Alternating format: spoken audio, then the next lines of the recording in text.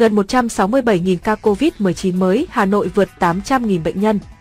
Ngày 13 tháng 3, Bộ Y tế công bố nước ta ghi nhận 166.968 ca mắc COVID-19 mới tại 62 tỉnh thành. Hà Nội hiện là địa phương có tổng số ca bệnh nhiều nhất cả nước. Tính từ 16 giờ ngày 12 tháng 3 đến 16 giờ ngày 13 tháng 3, nước ta ghi nhận 166.968 ca nhiễm mới, trong đó 15 ca nhập cảnh và 166.953 ca ghi nhận trong nước, giảm 1.751 ca so với ngày trước đó tại 62 tỉnh thành phố, có 100.536 ca trong cộng đồng.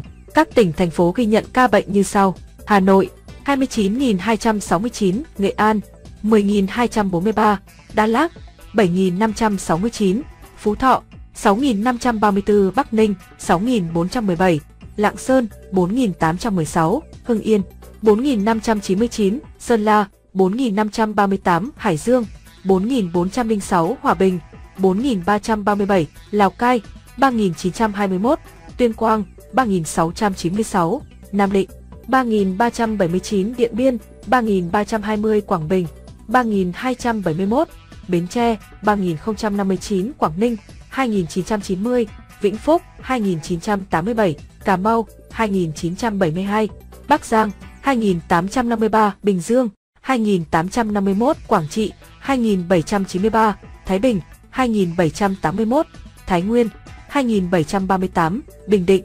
2.424, Ninh Bình 2.379, Hà Nam 2.317, Yên Bái 2.281, Bình Phước 2.273, Cao Bằng 2.259, Thành phố Hồ Chí Minh 2.257, Lai Châu 2.148, Hà Giang 1.911, Lâm Đồng 1.877, Hải Phòng 1.593, Đắk Nông 1.578, Bắc Cạn 1.394, Phú Yên 1.378, Đà Nẵng 1.338, Vĩnh Long 1.285, Thanh Hóa 1.210, Khánh Hòa 1.188, Tây Ninh 1.078, Bà Rịa, Vũng Tàu 1.059, Trà Vinh 1.047, Hà Tĩnh 896, Bình Thuận 855, Quảng Ngãi 509, Kon Tum 401, Quảng Nam 332, Bạc Liêu 314, Đồng Nai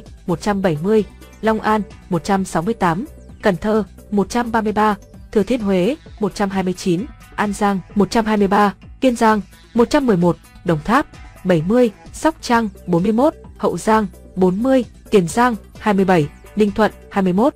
Ngày 13 tháng 3, Sở Y tế Bắc Giang đăng ký bổ sung 42.533 ca trên hệ thống quốc gia quản lý ca bệnh COVID-19 sau khi rà soát, bổ sung đầy đủ thông tin.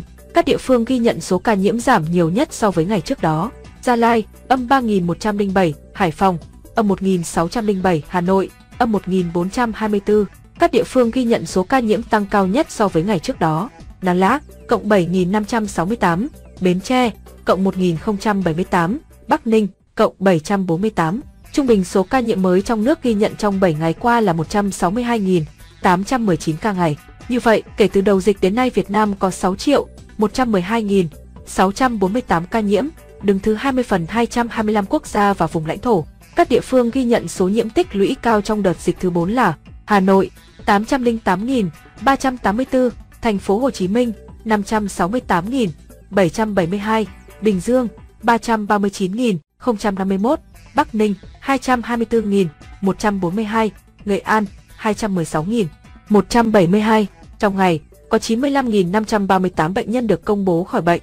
Tổng số ca được điều trị khỏi là 3.163.571 ca. Cả nước còn 4.107 bệnh nhân nặng đang điều trị, trong đó thở oxy qua mặt nạ 3.243 ca.